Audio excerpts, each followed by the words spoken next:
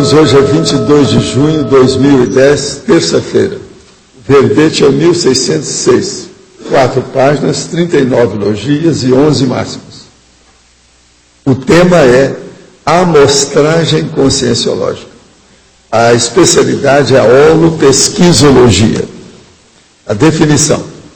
A amostragem conscienciológica é a ação, processo ou técnica de escolha da amostra, exemplo, testemunha, cobaia, modelo, retrato ou protótipo adequado para análise do todo ou a população do objeto pesquisado no universo da conscienciologia, a fim de sustentar a tese ou assertiva extraída dos achados encontrados nos fatos ou para fatos investigados. A amostragem pesquisística é a complexidade da consciência.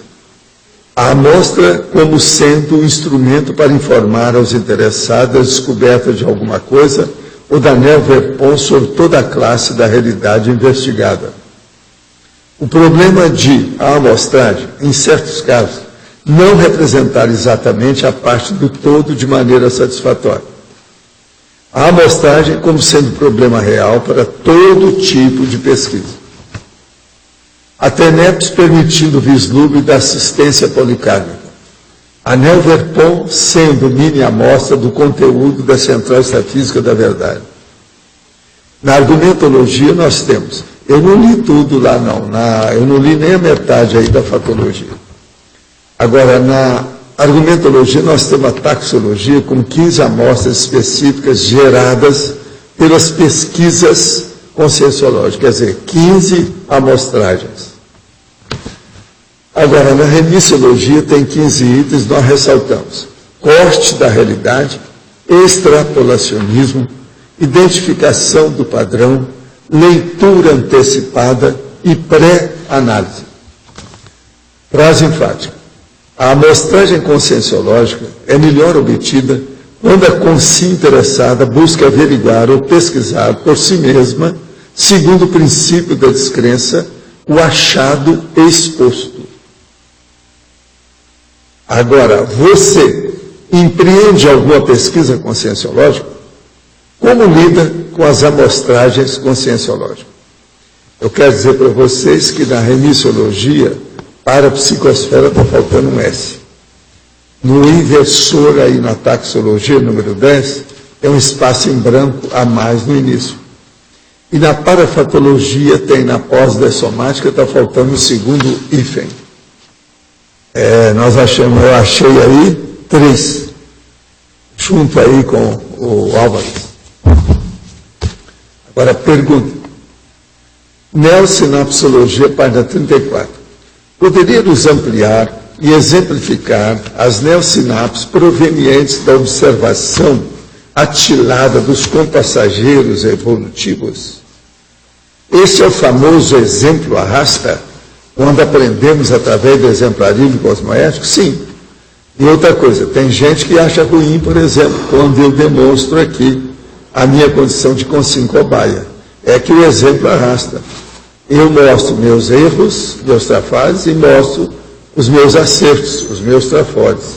Agora, o que eu quero dizer é o seguinte, que tem muitos desses fenômenos, das técnicas que nós usamos na conscienciologia, que a turma, de modo geral, aquilo que chega, acha que isso é impossível, não é factível. É impossível na prática. Então, eu quero mostrar que eu passei por isso, que não é impossível. E existe um princípio da humanidade, do humanismo, que é o seguinte: se uma pessoa obteve algum êxito num determinado nível de manifestação, qualquer outra pessoa que é componente da humanidade é capaz de repetir a dose. De modo que é muito importante a questão do exemplo que arrasta. A falta de aprofundamento no estudo da estatística, suas leis e hipóteses sobre amostragens, pode ser considerado um trafal grupal, haja vista a pouca ênfase que é dada a esse estudo nos nossos anos de graduação? E quanto isso dificulta nossas amostragens nas nossas autopesquisas? Olha, eu estou de acordo com você em tese, mas eu sou obrigado a oferecer também um porém nessa história. ou 2, porém, se quiser. Primeiro, há muitas estatísticas erradas, a gente tem que descontar. Segundo, como é que você vai fazer a estatística de fenômenos raros iguais ao que nós estudamos? Como é que você vai fazer a estatística dos parafenômenos, aqueles que atingem o processo da multidimensionalidade? Então, isso aí, a gente tem que dar um desconto, você está entendendo? Você, em parte, você tem razão. Isso aí pode ser um trafal mesmo, grupal. Mas veja, esses meus praticamente 3 lados da questão também precisam ser pesquisados. Comecei a escrever sobre a fase da sedialidade no futuro livro, baseado no meu diário de projeções. Como ainda tem muitos capítulos a serem escritos, envolvendo o mesmo assediador principal, temo que essa escrita possa fazer evocação com essa consciência parapsicótica. É a mesma que pedi que o senhor encaminhasse através do senhor Teneves. O senhor acha que tal evocação seja provável? Olha, tudo é provável sim e é o mais certo. Pelo seguinte, tudo que você entrou dentro de um tema, dentro de uma linha de pesquisa, você está fazendo evocação do povo que participa ali. Se o assediador está lá, é personagem, é lógico que ele vai ser assim evocado. Agora, só tem uma coisa, a gente não deve ter medo de evocação de assediador, não. A gente tem que superar isso, a sua intenção é boa. Se o seu trabalho é cosmoético, se você está procurando acertar, se você tem discernimento, não tenha medo disso, não. Você tem que fazer uma coisa, tem que fazer a desassimilação dele, aí é outra coisa. Para que a gente pode falar numa pessoa e não ter nada de assimilar, nem desassimilar o que diz respeito a ela. Eu falo, não fede nem cheira. Para quem está começando na conscienciologia, o senhor recomenda alguma sequência de aprendizagem? Por exemplo, começa com EV, depois para Teneves, depois outra coisa, ou não há pré-requisito para nenhuma das práticas? Não. Nesse caso aí, você tem toda a razão. O EV deve estar na ponta de qualquer coisa de parapsiquismo que a pessoa vai fazer. E então, se ela pretende fazer Teneves, é uma besteira começar a Teneves sem EV. Isso é óbvio, isso aí não sou só eu que já observou. Através dessas últimas décadas, muita gente já chegou a essa conclusão. Então, o EV é como eu chamo, é a chave geral, a gazua, que abre todas as portas do abertismo consciencial. Vale a pena fazer em primeiro lugar, isso vai ajudar a pessoa. Outra coisa é se há uma sequência de assuntos a estudar ou livros a ler. O senhor poderia, por favor, fazer algumas recomendações? Sim. Uma coisa séria é o seguinte, se você está começando agora, como você está falando na conscienciologia, leia, em primeiro lugar, um livro que eu escrevi, que é um manualzinho, um livrinho para qualquer um, que chama Nossa Evolução. É isso? Aquilo lá pode ajudar em primeiro lugar. Agora, depois, depende o que é que você vai estudar. O que você pretende para ver quais os livros você deve começar. De acordo com isso, você procura. Se o seu problema, por exemplo, é estudar a duplologia, arranjar uma duplista, você deve ler o manual, né, da dupla evolutiva. Se o seu processo é sobre programação existencial que ainda não sabe, você deve ver o manual da ProEx, e por aí vai. Eu já dei as dicas dos principais elementos que a gente precisa. Se o seu problema é de Teneves, seria bom você ler os 700 experimentos. Tem muitos capítulos sobre isso. Aí é o capítulo, então é o caminho que tem. Essas são as recomendações que vale a pena do ponto de vista técnico, prático. Agora, gente, eu queria falar para vocês hoje sobre um camarada que é muito falado por aí afora, até hoje, já morreu há muito tempo. O nome dele é Louis Althusser, quer dizer, Althusser, que escreve, Althusser. E eu acho que é muita gente perdendo tempo com esse cara. Eu acho que é uma besteirada o que ele andou escrevendo, o que ele fez, a vida dele. Ele era assediado e assediador. Agora, descobri aqui um cara, que é esse Tony Judt, sabe? Tony Judt, que escreveu a Reflexão sobre um Sexo Esquecido, tem um capítulo inteiro sobre esse Althusser. Então, eu vou ler só alguns tópicos do capítulo dele. Ele matou a esposa Helene no apartamento em que residia na École Normale.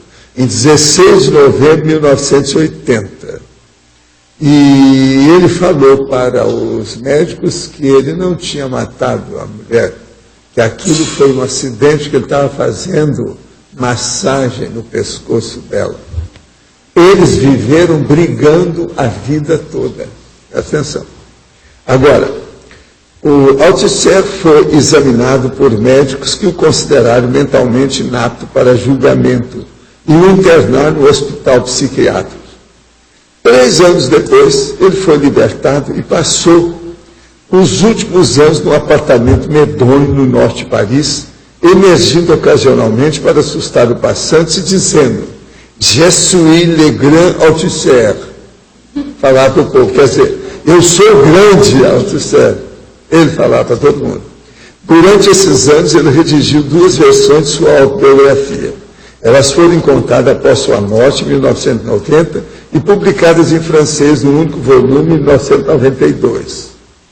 Ele foi um rapaz que foi muito bom ele ter entrado lá para o lado dos alemães, durante a guerra, foi prisioneiro, que ele aprendeu a se masturbar. Por quê? Ele só fez amor pela primeira vez aos 29 anos. Outra coisa, Althusser sempre foi uma pessoa profundamente perturbada. Ele está escrevendo isso aqui. Ele teve 40 anos de surtos maníaco-depressivo. Agora, ele escreve: como pôde tanta gente inteligente e instruída ser tapeada por esse homem? Isso é o Júdice. Mesmo aceitando que suas fantasias maníacas tinham ido ao encontro de necessidades abrangentes dos anos 1960, como explicar o fascínio contínuo que ainda exerce hoje em determinados círculos? É a besteirada que eu falo da academia e das universidades. Isso aqui é o máximo. Eu assino embaixo. Olha aqui. Na França, ele está em larga medida esquecido, embora um pequeno texto de Didier Eribon, na capa do livro, descreva sua autobiografia como magnífica e explique que a loucura é o preço inevitável da filosofia. Veja, o cara ficou louco igual ele. É um boboca, né? Trata-se de uma conclusão cuja lógica dedutiva e acuidade histórica pertencem verdadeiramente à tradição althusseriana. Mas Eribon é um jornalista francês que fez carreira bancando a hiena servil dos leões predadores da vida intelectual parisiense. Quer dizer, vocês pensam que eu falo as coisas contra os outros? Esse aqui é que fala. Esse judeu é o máximo. Agora aqui. Nos Estados Unidos, contudo, ainda existem centros universitários de pesquisa que dedicam largo tempo e dinheiro ao estudo do pensamento de Althusser e organizam conferências caras nas quais professores pontificam uns para os outros sobre o althusserianismo em tudo, da linguística à hermenêutica. Enquanto isso, respeitáveis editoras de língua inglesa continuam a lançar livros como título The Althusserian Legacy, quer dizer, o legado althusseriano. Outro, Althusser e o desvio da teoria. Lendo Althusser. Althusser e a renovação da teoria social marxista. E Althusser e o feminismo. Agora, em sua maioria, são incursões ilegíveis das altas baboseiras. Alta baboseira com A e B maiúsculo, tá certo? Agora, é uma vergonha. Mesmo o mais obscuro especulador teológico normalmente coloca como meta algo importante. Das elucubrações de Althusser, porém, não saiu nada. Elas não estavam sujeitas à comprovação e não possuíam aplicação inteligível no mundo, exceto como apologética política abstrusa. O que isso diz a respeito da moderna vida acadêmica, no qual uma figura dessas consegue aprisionar prisioneiros e estudantes por tanto tempo em sua jaula de ficções insanas e mantê-los presos até hoje? Gente, eu não estou na enciclopédia deles, nem sou da academia atual. Agora veja, esse homem aqui é um historiador sério, está falando sobre o século XX, o capítulo é dele, quem quiser ler, está aí o livro, o homem é terrível. Outra coisa, eu tenho pena desse homem porque ele entrou na esclerose amiotrófica. É igual aquele que escreveu sobre o tempo, sabe como é que é? E dá todo alterado.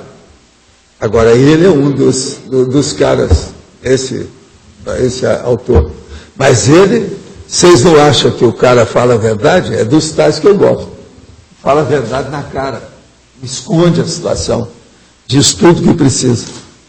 Eu vou te dar um negócio aqui, isso aqui, você já examinou, você deixou lá para mim, não é isso? Eu posso ficar então com isso, é meu, né? Eu vim lá na última hora, eu peguei, nem vi, para ver se tinha alguma coisa dentro ou não, só vim ver aqui para perguntar para você. Ô Valdo, você estava falando aí dos marxistas, aqui. É? Eu ouvi essa semana um neologismo que você vai gostar, é o Marxloid. A mistura do marxista com o imbeciloide. É o cara que está na academia fazendo apologia do marxismo. Isso é perda de tempo, né? Mexer tempo com esse povo. Agora, tudo que vocês lerem alguém falando sobre esse Althusser, é bom vocês lembrar que esse cara que está falando sobre ele também é. Por aí você já tem a crítica, vamos dizer, gratuita do processo. Professor Valdo, mas é impressionante, eu fiz uma pós-graduação há pouco tempo, né, de 90 para cá, e, enfim, perto de 2000. Ele suicidou, né, você sabe, depois desse cara aí, né, parece... Pois tem uma polêmica, porque parece que foi de infarto, enfim, tem uma polêmica, mas ele fazia uma certa apologia, eu acho, né, a questão do suicídio, mas enfim, na UFRJ era leitura obrigatória do curso do pós-graduação, e alguns professores, obviamente, marxistas. Sim, aqui na UFRJ. Eu fiz uma pós-graduação na Faculdade de Educação. E o Althusser era um pega-deus, assim, leitura obrigatória, enfim. Uma outra coisa, eles pronunciavam Althusser. Althusser, pelo que eu aprendi. Agora, gente, é incrível, né, o processo da burrice macacoide humana, né? Porque o processo é primata, né? Isso aí é um troço de primata. Imitam uns aos outros. A universidade está cheia disso. Agora, esse homem aí é bem a característica que não tem saída. Não tem saída. A situação dele, qualquer um que for. Eu, há muitos anos, peguei umas coisas dele e disse assim, esse cara é louco. Aí fui olhar para ver se era louco mesmo. Aí eu não era. Esse recheio de marxismo tem na filosofia, em todos os campos, sociologia, até pedagogia, em todas as universidades. Talvez tenha vindo da França, não sei, porque o Brasil teve uma formação antiga baseada na França, não sei se tem a ver com isso. Uma diferença muito grande. São os dois países, França e Brasil, que existe esse predomínio de... Sabe? E por isso muita gente entra na onda do marxismo, porque tem gente aí dita intelectual que é marxista. Sei, mas agora com esses autores aí, do jeito que esse Júlio está estudando, acabou o comunismo, essa história toda. Ele mostra isso no século XX, uma das coisas que eles enterraram foi o comunismo, não tem jeito. Não tem jeito de defender. Agora, o que ele fala, por exemplo, dos franceses, que é daquele outro livro que eu andei lendo aqui sobre isso, o negócio depois que acabou a guerra, a defesa que tinham os franceses. Pois é, o passado imperfeito. Dá até pena, porque ele aqui está explicando isso ainda mais, com detalhes, dando os nomes aos bois, falando quem é, como é que é, porque negócio terrível. Agora, gente, é muita perda de tempo. Qualquer coisa de comunismo é perda de tempo. Para quem não sabe nada, é bom ler, para evitar o futuro, saber o que se passou. Agora, estar remoendo esses assuntos, eu acho uma perda de tempo enorme. Agora, na prática, deu tudo errado. Veja um exemplo.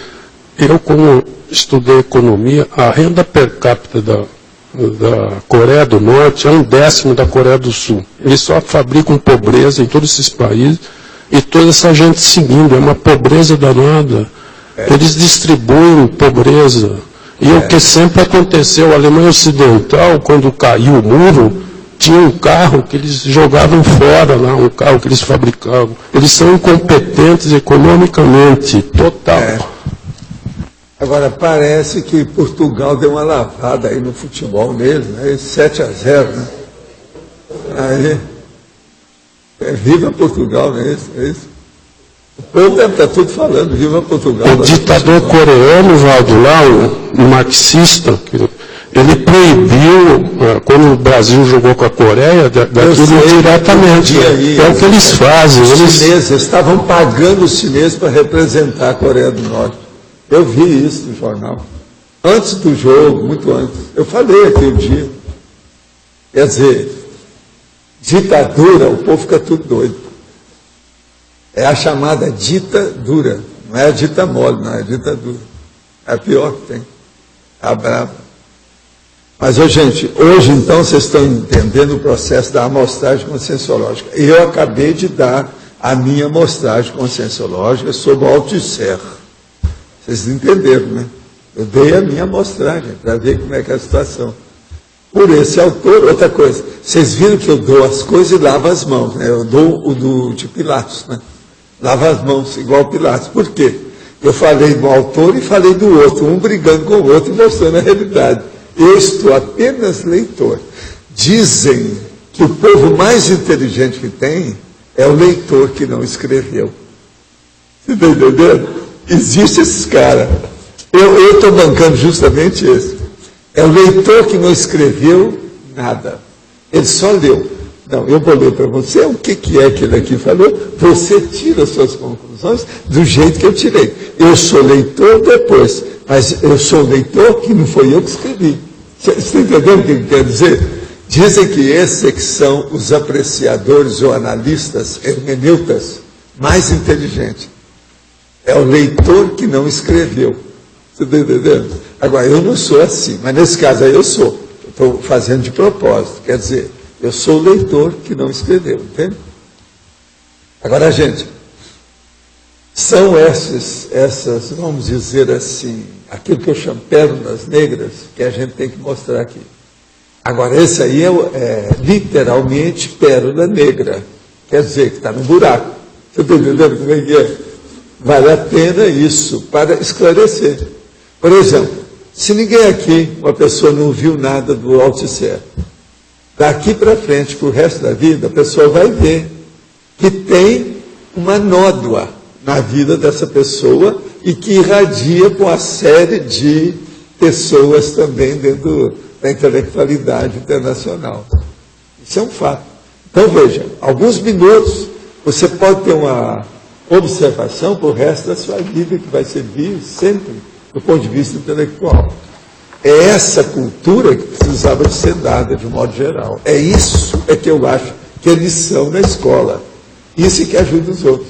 Está entendendo? E é processo de erudição, querendo ou não, isso aqui é erudito. Tudo aí que eu falei. Os livros desse homem são recuperados de alta erudição. Sai dentro. Quer dizer, há loucos que escrevem e há loucos que leem. E há loucos também que refutam, que discutem, que brigam pelas ideias. Tem loucos por todo lado, certo? Falta um outro exemplo francês, é o Jean-Paul Sartre. O Sartre. Não, que Sartre, também é doidão. Mas o Sartre a gente tem que dar um desconto. Ele era estrábico, aquilo prejudicou a cabeça dele, não era certo. O existencialismo. Aquilo é lógico. É aquela minha hipótese que eu falo do processo da oftalmologia. Existencialista é um muito sério. Apoiou também o... Você que é psiquiatra, você já viu gente com processos de alto nível de euforia, que tinha algum processo na cabeça? Já não viu isso? Essa é a minha hipótese. Eu tenho mais de 50 anos. Eu estava entrando na medicina quando eu vi isso. Agora, eu sabia da história porque eu trabalhei com o Chico, né, durante 10 anos. A gente vê muito um retardo mental. Muitos pacientes eles têm um problema de estrabismo, né? Agora, o problema é a hora que o estrabismo é profundo. Não é todo estrabismo. Não, sem dúvida. Agora, outra coisa também.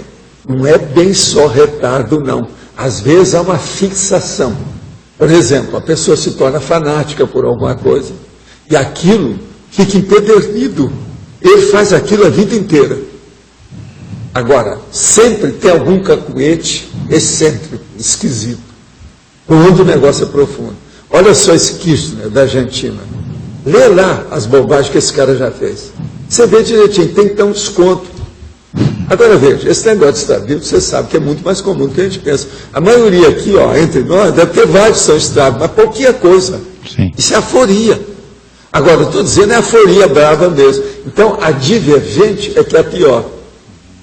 Aqui um olho está para um lado, a outra está por outro. Essa aí é que, às vezes, tem mais. Na decussação das pirâmides, a hora que cruza, esse negócio dá problema lá depois. Então, a parte é occipital. É onde começa a alteração. Eu penso que essas coisas agora, eles vão colocar isso tudo mais a furo, mais à tona, com o processo da neurociência agora que eles estão fazendo. Com todo esse estudo que estão fazendo, eles vão ver. Agora, eu comecei a ver isso muito cedo, cedinho, por pessoas que eu conheci, que estavam alteradas. Você via direitinho as alterações. Como eu vivi no meio, 18 anos, no meio desse povo lá da universidade, milhares de alunos, comecei lá de baixo, até ir para a administração. Então eu vi tudo quanto é tipo de personalidade nesses anos todos, em 18 anos. Agora, sempre me chamou muita atenção. Agora você olha, ó, esse aí, o Sartre, o Kirchner, Chico Xavier, todos tinham excentricidade violenta, nas coisas todas. O Sartre tinha cada bobagem enorme, só ler as coisas dele lá, mesmo que ele escreveu, tinha besteira enorme. Esse Kirchner fez a opção de besteira. A mulher dele parece estar tendo mais resultado do que ele, por causa disso. Ela não é estrábila. Agora, o estrabismo divergente, profundo, grandão, é esse que tem que ver a diferença. Porque uma ou outra aforia, isso é normal, qualquer um pode ter. E isso não acusa nada. E a pessoa, às vezes, pode ter isso, cura tudo. Agora, aquele que permanece, que o negócio é sério. Outra coisa também que a gente percebe, que, às vezes, o estrabismo é pior do que a cegueira. A cegueira não perturba tudo na pessoa. Não dá alteração cortical em certas pessoas. Já vi cegos geniais. Agora, o estrabismo, desse modo, a pessoa continua enxergando, está ali mais ou menos, tal, mas fica alterado. Então, aí a gente tem que dar um desconto nessa questão dele, sabe como é que é? Agora, esse Althusser, ele não era estrábico. Não adianta arranjar essa desculpa para ele, não, que não deu. O negócio é mais sério. Agora, ó, quem é que está com tem alguém mais aí com o microfone? Eu quero falar que na taxologia, eu falei, sob a ótica da holopesquisologia, esse, por exemplo, na ordem alfabética, 15 amostragens específicas geradas pelas pesquisas conscienciológicas. Paratosfera, a comunidade extrafísica evoluída, a amostragem da realidade do melexário. Quer dizer, é a melancolia extrafísica. Agora, CE, a consciência livre, a amostragem da consciência já tem descartado a serialidade existencial. Prognóstico, a realidade social, a amostragem da vivência da democracia pura, possível por meio da comunidade conscienciológica, cosmoética internacional. Completista, a consimproexista, a amostragem da ortopriorização continuada na autoproex. Consréu, a consciex reurbanizada, a amostragem da consciência reurbanizada extrafisicamente em função da corruptibilidade consciencial. Desperta, o ser humano lúcido, a amostragem do desassediado interconsciencial permanente total. Extrapolacionismo, o parafenômeno pessoalmente avançado, a amostragem da vivência de como será a vida da consciência à frente ou no futuro imediato. Interlúdio, a comunidade extrafísica evoluída, a amostragem da evolução em dimensão extrafísica. Inversor, a consim jovem autoconsciente. A amostragem da genopensenidade atuante. Macrossômata, a consim potencializada. A amostragem do primado da paragenética. Mega-sediador, a consciência enferma. A amostragem das mega-perturbações intraconscienciais. Ofiexista, o ser interassistencial. A amostragem da vivência exemplificativa da interassistencialidade consciencial. Serenão, a consciência evoluída. A amostragem da evolução consciencial do ser humano com a omni-superação intrafísica. Transmigrada, a consciência enferma. A amostragem do regressismo evolutivo infeliz das consciências. Então, veja, aí nós estamos dando o exemplo da amostragem do ponto de vista dos processos evolutivos que nos interessam. E através de todas as áreas da conscienciologia, praticamente. Pelo menos as áreas principais, né, que a gente mexe mais. São 15 exemplos específicos, gerados pelas pesquisas. Aqui não. Fala um pouquinho aí na principiologia do princípio de toda consciência ser o princípio de toda consciência ser a amostra do próprio patamar evolutivo. A amostra do próprio patamar evolutivo dela. Ela é uma amostra, uma amostragem. Né? Eu já falei aí, não, eu falei o desperto, aqui, ó, na amostragem aí que eu dei, eu falei do desperto, do inversor, do macrossômata, do mega-sediador, do ofiexista, do serenão, tem todo mundo aí. É uma amostra qualitativa, né? Quer dizer, você precisa de uma consciência só. Uma consciência só, você já deu o resto. Evolutivo. E aí aquilo que eu estava falando, se uma consciência fez isso, outros também podem fazer. As pessoas são iguais perante a evolução. Depende dela se entusiasmar pelo assunto, quer dizer, ela ter automotivação, se dedicar ao processo. Isso vale a pena pensar, né? É o caminho. Muito interessante. Valdo, nossa, aqui, eu tinha entendido o seguinte, ela é uma amostra, é um pré-serenão. A pessoa é pré-serenão, ela é uma amostra dentro da serenologia toda. É isso. Ao passo que você vai evoluindo um pouquinho de cada vez, você vai ter uma amostra do que vai seguindo. Você é pré-serenão. Começa a fazer a TENEPS, você é a amostra da ofiexologia. Você faz o OFIEX, já tem uma OFIEX sua. Você já vai ser uma amostra, por exemplo, do teleguiado, e por aí vai. Agora é uma coisa... Uma amostragem. Que eu queria que você aprofundasse a interaciologia aqui da página 34, que eu peguei o significado de... Interaciologia, interação, amostragem, sinédoque. Isso aí seria bom você estudar. É aquilo que eu falei sobre o caso da sinédoque. Você lembra que foi para você que eu falei, né? Estudo da sinédoque. Porque a sinédoque, pelo que eu vi, sinédoque é uma, vamos dizer, uma palavra que ela tem um significado mais amplo. Né? Isso. Agora é por isso que... Então a amostragem, ela é pequenininha. Ela tem um significado reduzido, porque está começando. A sinédoque expande aquilo. A sinédoque, ela é o telescópio, ela é a luneta, ela é a lupa, ela é a ampliadora. É isso que eu tinha entendido, que ela amplia o processo. Hein? Ampliou o processo, igual você falou. Ampliação. Agora veja, ela amplia, é a lupa, amplia tudo. Então vale a pena pensar nisso. Agora veja, do ponto de vista da interação, não está perfeita a interação? Interação, amostragem e sinédoque. Agora, ó, tem autores que já falaram sobre isso. Não assim, com esse objetivo, do jeito que eu estou falando aqui, claro, não. A sinédoque é muito mais usada e pesquisada do que a gente pensa, mesmo em ciência. Eles estudam muito o processo da sinédoque. Sinédoque, você sabe que é um tropo, é uma figura literária. Até um certo ponto é metafórica, etc.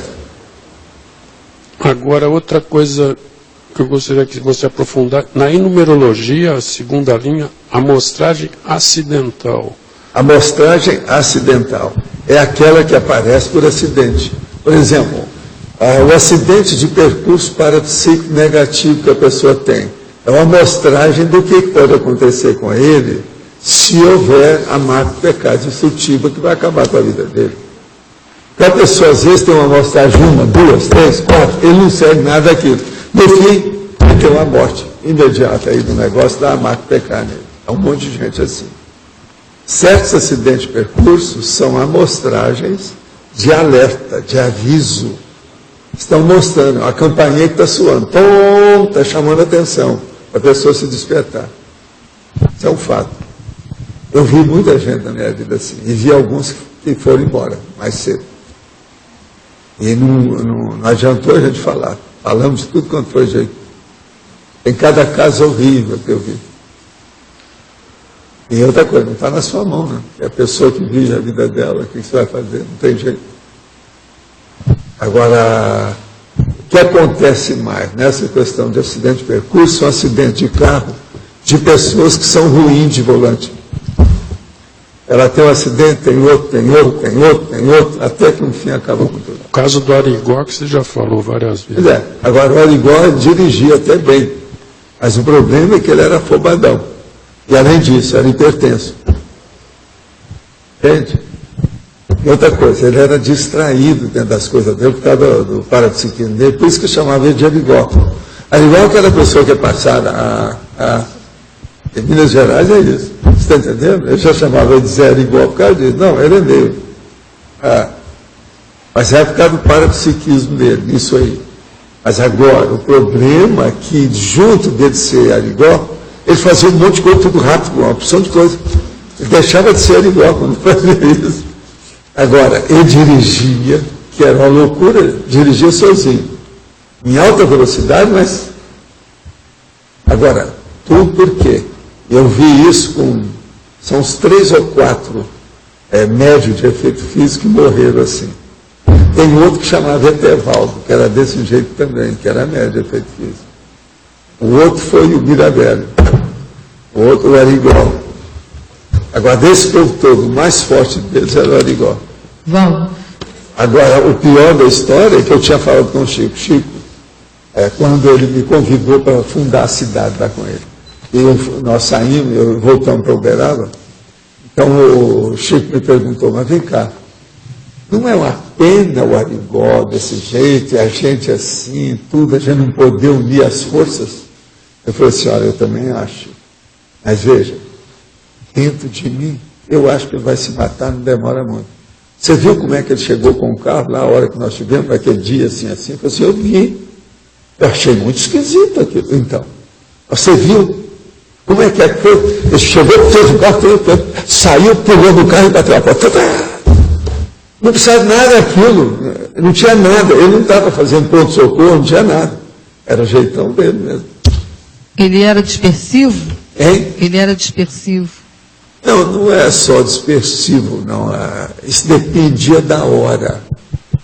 Agora, o problema é que ele, às vezes, era até hiperativo. Você está entendendo como é que é? Pelas coisas que a gente viu, o que a gente viu lá foi isso. Agora, ele era impressionante a hora que ele ficava em transe. Eu vi, ele fazia assim, ó, o negócio saía ali, aquele espinho de remédio, vinha do espaço, caía na mão dele, e outra hora no outro, ele fazia assim com o doente, e caía um negócio no outro. Aquilo é impressionante. Eu vi isso tudo. Outra coisa, ele mexia no olho do cara com canivete. E a equipe extrafísica? Agora, vocês há de ver, não era o que eu estou falando, nem o Arigó, não. Vocês há de ver, eram os caras falaram o que eles viram lá com o Arigó. Dava pena. Principalmente o povo que tem medo. O cara estava lá, 5 minutos depois, o cara ia falar, o que foi? Não, eu já vi tudo, não quer ver mais não, vou embora. Os caras iam ficar tudo com medo. Você está entendendo? Nunca mais apareci. E a equipe extrafísica que acompanhava ele? Não, havia mesmo. O Arigó realmente tinha um alemão. Desses médios todos que falavam que tinha Dr. Fritz, isso e aquilo, o único que eu vi que tinha mesmo o Dr. Fritz foi ele. E outra coisa, a dona Erna, que era alemã, né? Minha amiga, negócio lá do Dr. Beira, tudo, que era a mãe postiça da minha mulher, ela também conversou com o Dr. Fritz, tudo em alemão. Eu sei da história toda. Você está entendendo? Aquilo foi batata, não tinha jeito. Outra coisa, o Arigó não sabia nem português direito. Como é que eu podia fazer alemão fluente? E o pior da história, que o Dr. Fritz caprichou para falar com a dona Ela, porque ela conhecia o alemão do centro de Berlim, de alto nível, como se fosse o alemão da realeza. É igualzinho em Londres, que o verdadeiro inglês mesmo é do centro de Londres. Não pode ser de taxista e nem do bairro. Agora, ele falou bonitinho para ela, com um monte de coisa. Eles viram a cirurgia e tudo.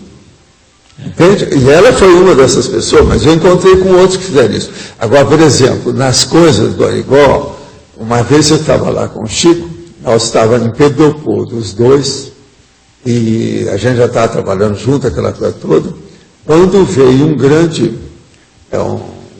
personagem do Exército do Brasil, que veio, e a gente olhou para ele e falou assim, o que houve? Você fez cirurgia do seu olho? Fiz. E como é que foi? Eu fui lá no Arigó. Ele acabou de fazer para mim, eu vim para cá. Ele não precisa de nada. Não tem que fazer nada, está tudo bem. Ele tirou umas coisas que tinha nos meus olhos, tinha pitiríase, tinha uma opção de coisa. Agora veja, eu estou impressionado com tudo aquilo. Agora veja, o cara que era alta patente do Exército está quase chorando na minha frente para contar o caso. Eu falei assim, Chico, que coisa estranha desse homem, esse aí é considerado um machão, esse cara é durão da linha dura, como é que é isso? O Arigó tirou os negócios todos, ele não sentiu dor nenhuma e não precisou de passar nada, fez só um troço, ele falou assim, pode ir que não tem mais nada. E o cara, nós vimos o sujeito, ele tinha vindo de comboio do campo, que era lá perto, né? Ele chegou logo e eu vi o negócio com ele, uma coisa impressionante, eu nunca pude esquecer aquela cena. O Chico falou assim, Arigó, não é fácil. E tudo agora do canivete. Mas qual o motivo disso tudo? Qual o motivo evolutivo dessa coisa toda? Não, ele é o seguinte, ele tinha muita capacidade parapsíquica e tinha uma capacidade enorme do ponto de vista de ectoplastia. Esses guias extrafísicos, igual o Dr. Fritz, aproveitou para fazer aquilo que podia para chamar a atenção que existe uma multidimensionalidade, uma situação toda dessa. Você sabe que o Arigó, ele era combatido por muitos espíritas, né?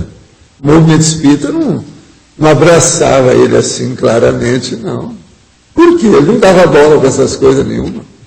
Agora, lá pelas tantas, na recepção dele, ele começou a colocar uns negócios da Bezerra de Menezes, umas coisas lá para chamar a atenção. E outra coisa, era gente demais que procurava o homem. Né? Então começaram a fazer pensão de todo jeito e o povo ganhando dinheiro com aquilo. Então eles falaram que o Arigó tinha algum interesse nisso, não tinha nada. O Arigó era fora de série. Agora, eu conheci muito o Arigó e conheci muito o irmão dele que trabalhou comigo. Entende? A gente viu de perto. Agora, que de todos os médicos que eu vi de efeito físico, inclusive os da Filipina, todo lado que eu vi, o Arigó foi o maior. Ele que tinha o maior poder mesmo de efeito físico direto. Era só entrar em transe, o negócio funcionava. Nós lemos o livro dele, agora na dinâmica lá de segunda-feira de parapsiquismo, então estava falando nesse livro da equipe extrafísica que ele tinha, que quando ele estava fazendo as operações, as cirurgias todas, que protegia, então era uma coisa grande que tinha. Nós ajudava muitos outros, mas agora o processo sério mesmo é da cirurgia lá. Agora tem umas coisas dele que a gente nunca ficou bem resolvido, né? Há um problema dele, por exemplo, que até hoje eu fiquei encasquetado com o negócio até hoje. Ele pegava lá o Dr. Fritz, através do Arigó, e dava a receita de antibiótico, mas de dose cavalar para a pessoa. Isso estava no livro. Aquilo eu nunca vi caso nenhum que tenha sido estudado, muitos foram estudados. Eu encontrei vários colegas meus que estudaram o caso. Eu acompanhei um ou outro caso. Nunca vi nada que desse efeito negativo com aquilo. Pelo contrário, os caras melhoravam mesmo. Então, é estranho isso. Agora, eles achavam o seguinte, que aquele antibiótico era só a pedra de toque, ou seja, o elemento de ligação para as consciências funcionarem com a pessoa. Entendeu? Diretamente. Eu sei dessa história que isso é possível acontecer pelo significado dos livros. É o que eu sempre contava para o Rocha, quando ele começou a trabalhar conosco lá no Instituto. Assim, ó, está aqui os 700 experimentos. Pega o livro e leva para o fulano. O livro, cheio de energia, ia abrir as portas com aquela pessoa. Não é por causa do livro, porque às vezes ele nem ia ler, nem abrir o livro. Mas a energia que o livro estava levando fazia o rapport com a pessoa, você está entendendo? Aí fazia o abertido consciencial. Então eu acho que a questão lá, para explicar o problema, aquilo tudo que eu vi, quantas receitas que ele dava, de antibiótico desse jeito, de dose cavalar, era por causa disso. Mas a dose, Luiz, era assim, 5, 10 vezes mais do que o normal, entende, Roberto? Uma coisa absurda, é para cavalo mesmo, é dose cavalar, é assim que a gente falava. E outra coisa, eu chegava lá e perguntava para o doutor Fritz, e falava assim, não, é isso mesmo, é assim mesmo, é assim que ele vai melhorar. E eles ficavam impressionados que ele dava tanto antibiótico moderníssimo, coisa que às vezes ainda não tinha nem saído no Brasil, ele já receitava isso. O Arigó, ele era bom nisso, porque ele trabalhou na IAPTEC, uma opção de coisa, ele conhecia alguma coisa de remédio. O Arigó não era bom nisso, não. Isso aí era do serviço dele. Ele conhecia, ele sabia o que era o processo de remédio. Agora, por isso que não era mais estranho, né? Ele sabia que antibiótico não podia dar tanto remédio daquele. No mínimo, um excesso de antibiótico desse poderia dar uma certa intolerância, um problema de intoxicação, uma dor de barriga violenta, talvez, do cara, que não assimilasse bem, uma opção de coisa, e nunca teve nada. Ou melhorava. Agora, dose cavalar. Só de olhar aqui, não, esse eu não assino embaixo, não tem nada a ver com isso. Não dá. De modo que o processo de parapsiquismo tem dessas coisas. A gente tem que entender. Valdo, atualmente Arigó está fazendo curso intermissivo? Como é que é? Arigó está fazendo curso intermissivo? Eu não sei, atualmente eu não sei. Quando eu encontrei com ele, eu encontrei fora do corpo, depois que ele dessomou, ele falou até umas coisas para mim lá, etc. E eu deixei ele em paz, porque eu estava estudando umas coisas. Uhum. Eu falei isso no Projeção da Consciência, em algum lugar. Sim, não sei. Entende? O Arigó gostava muito de mim, entendeu? Eu nunca posso esquecer aquele negócio. A hora que me dá o acidente, eu fico lá em coma, o irmão dele sai do Rio imediatamente e vai lá falar com ele. Vai lá e fala, o Valdo está em coma, o acidente foi horrível, um caminhão julgou, deixou 4 voltas do ar, aquele negócio todo, e o Valdo está em coma. Eles acham que ele vai morrer, porque houve um negócio no ouvido, rachou a cabeça dele, um monte de coisa. O Arigó viu para ele assim, deixa de bobagem, é o Valdo, isso aí não é fichinha, ele vai sair disso bem, se nem preocupar com isso, não tem nada, que é isso? Alguns dias depois, né, isso foi logo no início do meu coma, uma semana depois eu levantei com a corda toda do jeito que ele tinha falado. Aí viu ele, o irmão dele, assim, bem como meu irmão falou, chegou com a turma toda lá, da turma toda da instituição, falou, eu não falei, o irmão falou, Aí foi uma risada geral. Eles vieram contar, eu comecei a rir da história. Mas é típica do Arigó. O Arigó tinha muito disso. Ele tinha umas piadas em cima do lance ali, terrível. Falava lá na frente da cara da pessoa, no normal dele, entende? Mas você entendeu, né? Ele entendia das coisas. O Arigó não era tão bobo do jeito, não era nada Arigó. Mas agora, coitado, o temperamento difícil, aquele negócio todo. Ele já podia viver muito tempo, mesmo com a hipertensão dele. Agora, a hipertensão dele era brava. Conforme o dia chegava a 12/18, folgado, assim. E ele tomava remédio, mas eu acho também que ele não seguia isso muito certo, não. Ele era muito difícil. Ou seja, Valdo, ele ainda não está ressonado? Hein? Ainda ele não está... Não, eu não sei dele. Atualmente eu não sei. Desde aquela época eu perdi o Arigó de vista, porque ele estava já encaminhado. Está resolvendo os processos da família dele, etc. Eu não sei bem o que é que deu depois. Mas você sabe se o Arigó, nas vidas uma vida antes, ele já mexia com cura dessa maneira, assim? Olha, ele é cara dos iniciados, meu colega lá, dos negócios das pitchas. Nossa, antigo. Não, só para avisar, o capítulo é o Processo da Consciência, o capítulo 28, Advertência Oportuna, que fala do encontro Parigó. Né? Eu falei só alguma coisinha. E eu vi que ele estava, assim, um pouco constrangido com a situação de falar, porque tinha um processo da família, umas coisas. Queria resolver. Ele está muito preocupado com isso. Extrafisicamente, não, já deixou para lá.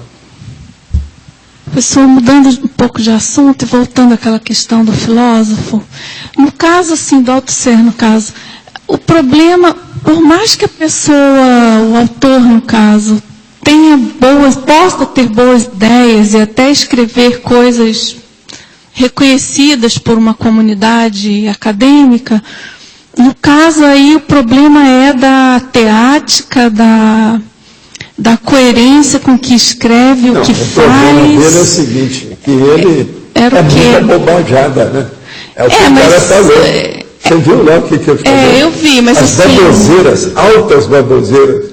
Tá, mas independente, eu não estou querendo defender, nem até porque não tenho tanto conhecimento assim, mas suponhamos que alguma coisa ele tenha escrito de pertinente, enfim, que tenha sido reconhecido por algum grupo de estudos, enfim, e que tenha lá seu valor. De todo modo, o senhor acha que vale mais a teática e a coerência do autor entre a vida que ele leva e o que ele escreve, independente do conteúdo? O que vale mesmo é os efeitos daquilo que ele escreveu, né? Os resultados. Os efeitos. Efeitos, consequências, os frutos disso. Uhum. Agora, no caso dele, o cara é piradão, né? Essas coisas todas, matou a mulher, esse negócio todo. Esses artistas todos que matam os outros é um problema, né? Eu, para mim, quando mata, está danado. No Brasil, por exemplo, tem um dos grandes aí que eles consideram pintor do Rio Grande do Sul, que matou homem. Né? Nisso aí eu tiro. Sai do meu caderninho. Esse aí não dá para falar disso. É um desvio muito grande. Uma pessoa vai falar assim, não, mas ele estava assediado. Piorou ainda, de qualquer maneira, a culpa é dele, é o auto-assédio. Ninguém fica hétero-assediado se não tem auto-assédio. Então, como é que fica? Tem coisa que não dá. Quer dizer, é igual o outro cantor que matou também a mulher aí, também aqui. Tudo é tido do mapa. Não entra no meu caderninho, não dá. Vamos perder tempo com esse povo. É igual esse Althusser. Val, aqui. Você estava falando aqui a parte de amostragem. Quando você chegou naquele cálculo de 9 consegues por 1, eu vi que você registrou muitas vezes nos livros do André Luiz, lá, suas obras, você registrava sempre números. Mas qual é o método que você usou para chegar naquela 9 por 1, assim, 9 consegues para uma consciência? Aquilo lá foi porque eu encontrei com muita gente no corpo e fora do corpo, e eles achavam também que o total era mais ou menos esse. Tinha amparador no meio, tinha projetor projetado, projetor aqui. Isso foi da década de 60 para 70, eu estive estudando. Isso aí era um processo que eu já vinha estudando desde o movimento espírita. Eu vi, tem livros seus com 18 anos de idade, você anotava lá. Agora, foi aí que eles chegaram à conclusão que era 9 por 1. Era o total, era mais ou menos esse. Agora, é lógico, isso deve ter sido uma consciência que falou para o Serenão falou para o Luciólogo falou para outro, o outro falou para outro, até dar na gente. Então, se eu vi cá embaixo o que era. Foi assim que a gente tirou a estatística de 9 por 1. Isso não foi eu que criei, não. Foi eles que falaram. Então... E outra coisa, é o que a gente vê, isso mesmo. Em certos lugares, crowded, quer dizer, super multitudinários, quer dizer, muita multidão, essa física que tem em certos lugares. A baratosfera é o lugar que tem mais gente. A Terra é na baratosfera. Em certas comunidades, terríveis. Muita gente. Entende? Então você vê que essas coisas existem. O negócio é seríssimo. Agora, eles estavam falando antes do Arigó, deixa eu te perguntar, você, daqueles sensitivos também, eu não vejo você falar muito de paracirurgia do Edgar Cayce, aqueles outros. Quem? Edgar Cayce? É, Não, ele era meio bom, fraco. mas ele é o seguinte, ele fez muita fama, deitou na cama, aquele negócio todo, coisa de americano, né? agora, Venderam muito o negócio dele, não é bem aquilo do jeito que eles falaram dele, não. É muita bobagem na história. Lê bem as coisas que você vai dar eu desconto. vi. Mas uma outra coisa que eu queria te perguntar. Uma vez você falou que tinha um livro que você fez sobre paracirurgia que você não publicou. Foi. Esse material... Aí eu coloquei, tirei um resumo do livro e fiz uma capítulo, né? Lá no Projeciologia. Ah, tá. Então ele foi antes. Eu não publiquei. Eu tinha tudo, com todos os detalhes do livro. Por isso que eu falo que tem esse Etevaldo, tinha vários outros, tudo. Porque eu vi dezenas de médiuns de efeito físico. A gente começou, eu vendo médium de efeito físico na minha terra, quando eu era menino. Os primeiros que eu vi. A Dona Maria lá, a tal que participou quando eu saí do corpo e vi os negócios, aquele já era efeito físico dela. Meu irmão melhorou. Foi o primeiro que me chamou a atenção. A partir daquilo eu comecei a estudar. O negócio, por exemplo, da materialização de Uberaba, que o Chico pediu, estava dentro dessa linha. Nós íamos estudar aquilo mais, etc. Agora, a maioria que eu vi tinha algum processo de mistificação, de farsa. Principalmente quando a pessoa ficava de uma certa idade, ela começava a mistificar, porque já não tinha mais capacidade, já tinha desviado, feito alguma bobagem. Uma boa parte, principalmente dos homens, era devido ao processo de dinheiro e poder. Porque o cara crescia, eles arranjavam poder, dinheiro para ele, quanto aquilo mixava, acabava tudo, desaparecia. Aí ele arranjava um jeito de continuar a ser o que era, para manter o nível. Aí dava tudo na cabeça. Tudo isso eu vi. Eu vi dezenas de médicos, no Brasil e no exterior. Eu fiz viagem, muitas delas, só para fazer essa pesquisa, com calma. Eu tinha visor infravermelho, para ver no escuro, que era um visor, os americanos me deram lá, os tais que eu trabalhava com eles, me deram, que foi usado na Coreia, na Guerra da Coreia. Você enxergava mesmo no escuro direitinho. Escuro, você enxergava tudo. Então, você via as mistificações de todo mundo. Agora, como é que ficava você estudando o Arigó? Porque ele doava muito ectoplasma. Como é que ficava a fisiologia dele, o corpo dele? Como é que aquilo não mexeu? Não, ele tinha excesso, né? Ele tinha um pouquinho de excesso de peso. Ele era fortão. Era por isso que... Agora, no desenvolvimento dele, eu vi que comenta, era por causa de assédio, aquelas dores de cabeça que ele tinha, um monte de coisa assim? Isso era... É pouca coisa. Ele superava isso. No início. O problema dele, mais sério mesmo, era mesmo. Ele era Arigó, porque o trânsito dele era muito violento. Uhum. Então, os dele você via que mudava a personalidade toda na hora. Aquilo lá. A outra pessoa. É igual o poltergeist, um troço desse. Sim. Entendeu? Agora, possessão. Só para eu entender, pegando em termos de sensitivos, assim, se você pega a Elizabeth Deperrance e o Arigó, ele era mais esse processo da paracirurgia e fenômeno de incorporação da semipossessão. Ele é o superior a esse povo todo. Muito superior. O Arigó é um dos maiores desse povo todo aí. Porque é muito mais brabo, né? O efeito físico você fazer no claro.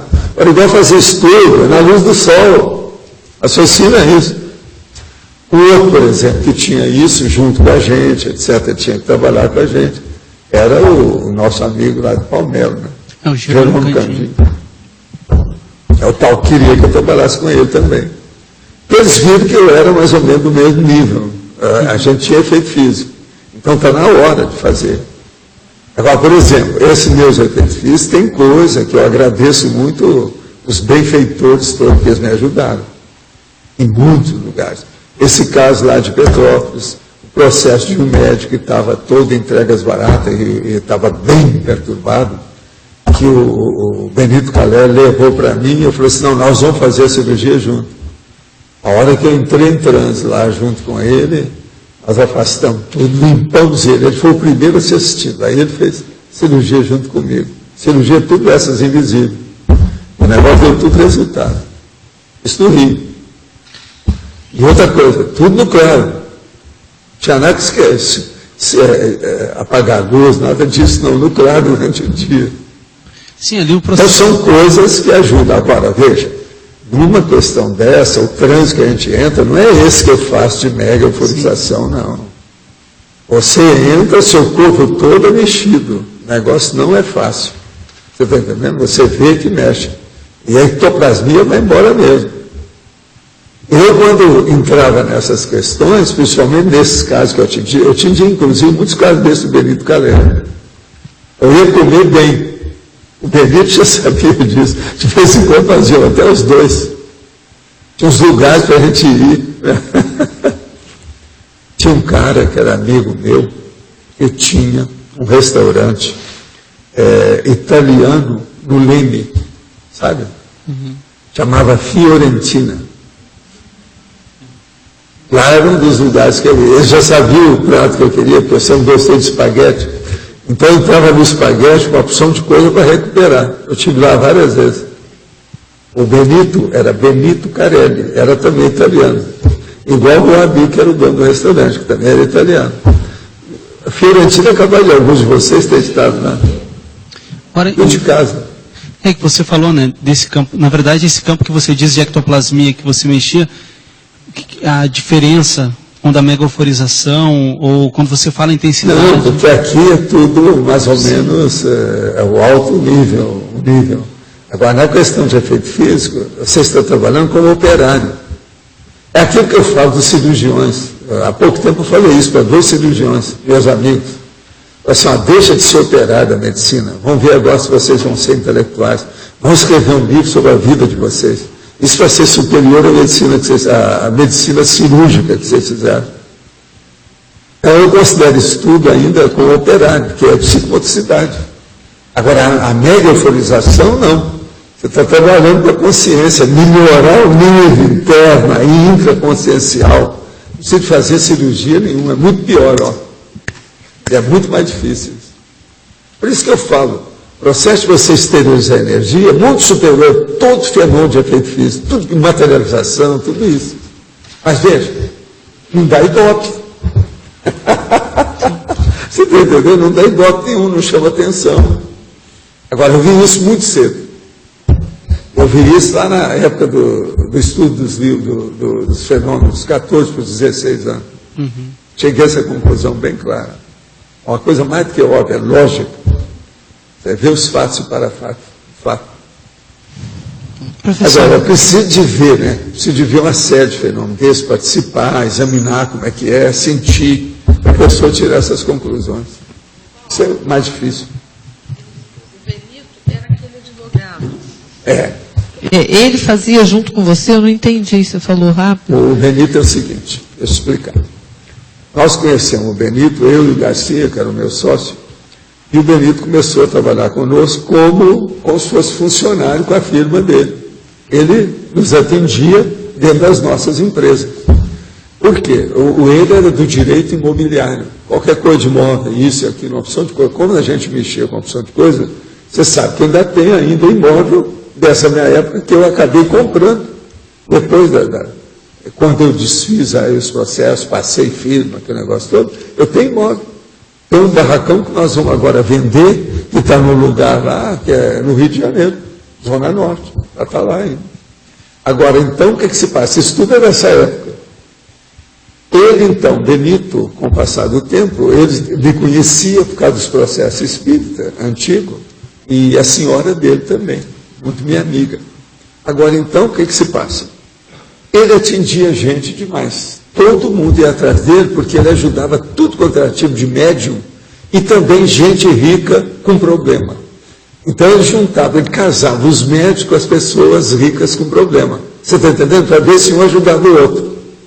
Agora, com o passar do tempo, então, ele quase toda semana levava gente, às vezes a família inteira, para mim, para eu ver junto com os nossos amigos extrafísicos o problema daquelas pessoas. Então ali tinha médio de tudo quanto é jeito, gente rica de tudo quanto é jeito. Você pensar, eu vi nesse assunto. Nós atendemos com o Benito dezenas de pessoas. Agora, por exemplo, teve um que eu fiquei com muita pena, eu parei tudo que eu fiz só para me atender esse cara. Ele era médium de efeito físico, já tinha feito muitas cirurgias dessas invisíveis, e com êxito, todo mundo sabia. Lá pelas tantas aconteceu um acidente de percurso, que foi assédio, e ele, de uma hora para outra, parou. Ele não entrava em transe mais, não tinha jeito. E o cara estava desesperado. Aí os amigos dele ficaram com medo, devido ao processo de assédio, desse nosso amigo suicidar. Aí vão atrás do Benito. O Benito falou assim, não, vamos lá para o Valdo. O Valdo vai dar jeito mesmo, vamos lá. Aí levaram o povo todo, com o negócio todo, e o rapaz, para mim, o homem. Aí eu viro para o Benito e falei assim, espera, eu vou ouvir aqui o que é que nosso amigo fala. Veio o tal mal, então falou assim, olha, pode falar com ele, para arranjar aí alguns dos pacientes, que você vai fazer junto com ele lá.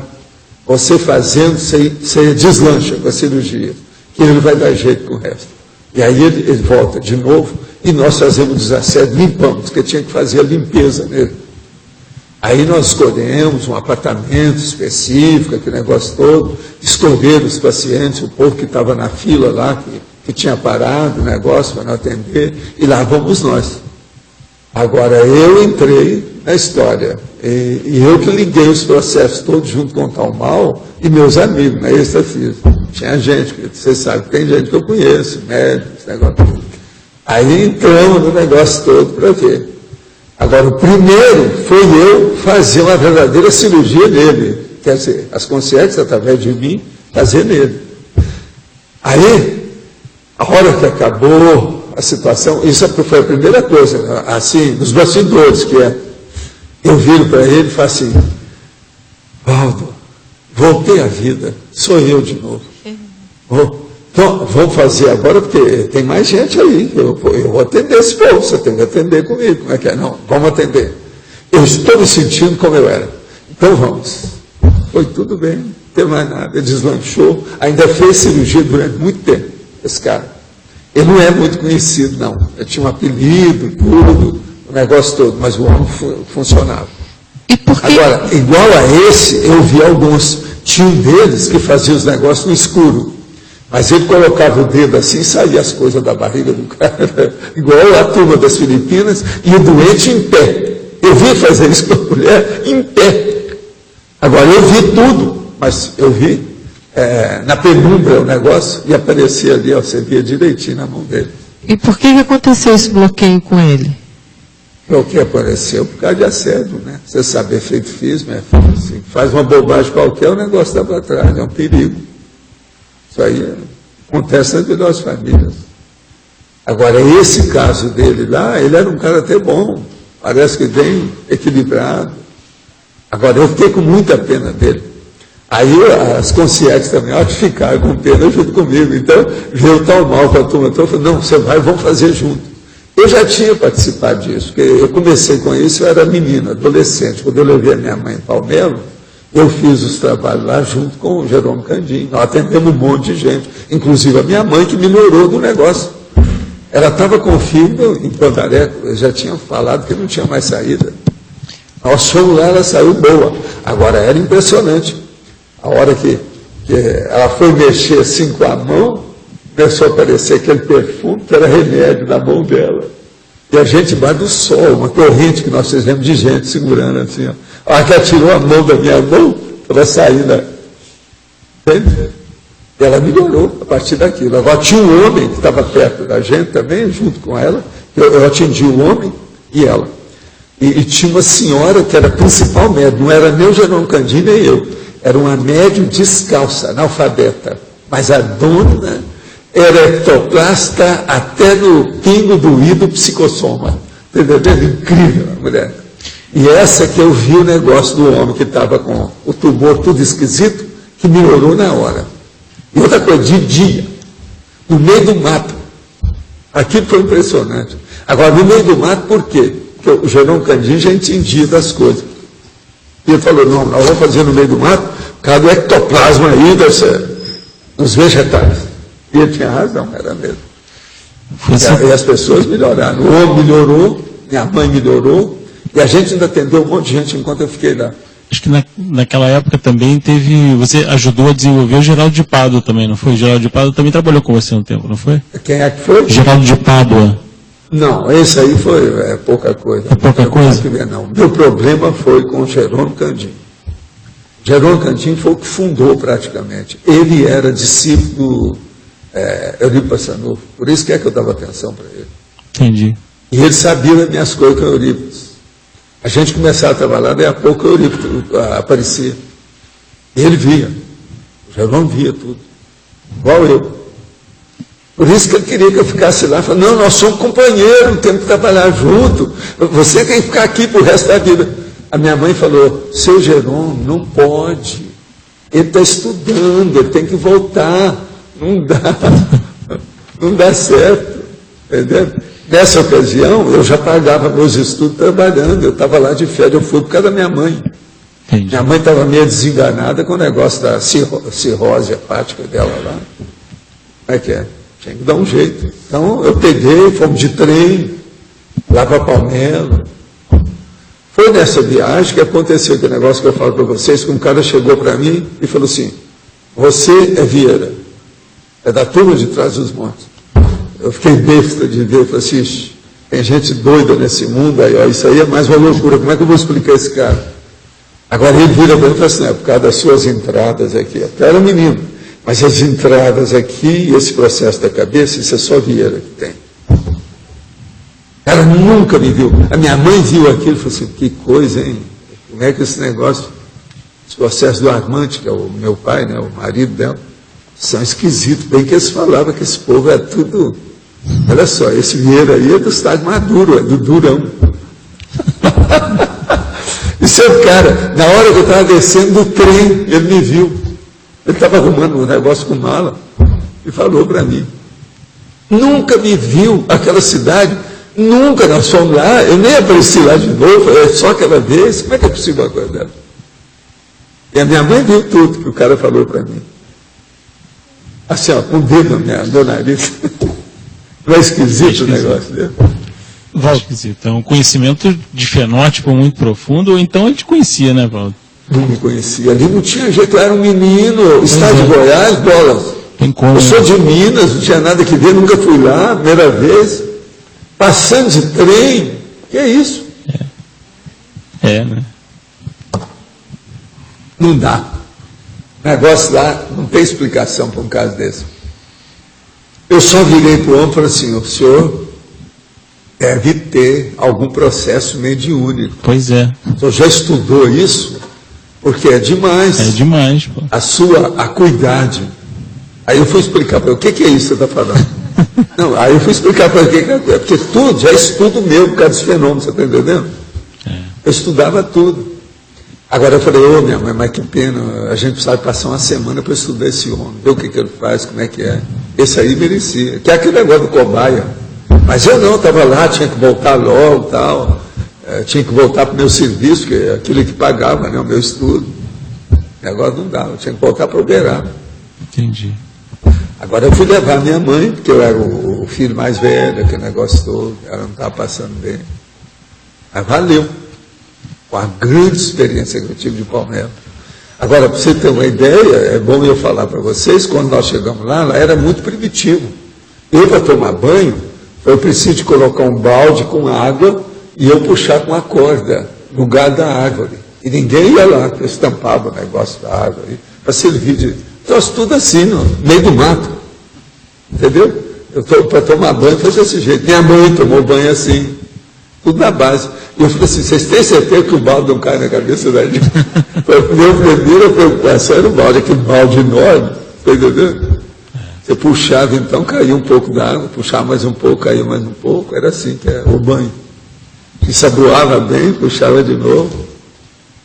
É coisa mesmo, primitiva. Mas eu, de qualquer maneira, eu falei assim, isso é melhor do que uma banheira de bacia, aqueles banhos de bacia antiga, né? É melhor. Ó. Pode estar certo, eu tive experiência de bacia e tive experiência de balde. O balde é melhor do que a bacia. Estou só avisando vocês, se um dia vocês precisarem desse recurso. Valdão, o Arigo tinha macrosoma? Hein? Arigo tinha macrosoma? Isso eu não sei, eu nunca estudei isso com ele, não. Pode ser, né? tudo indica que sim, não?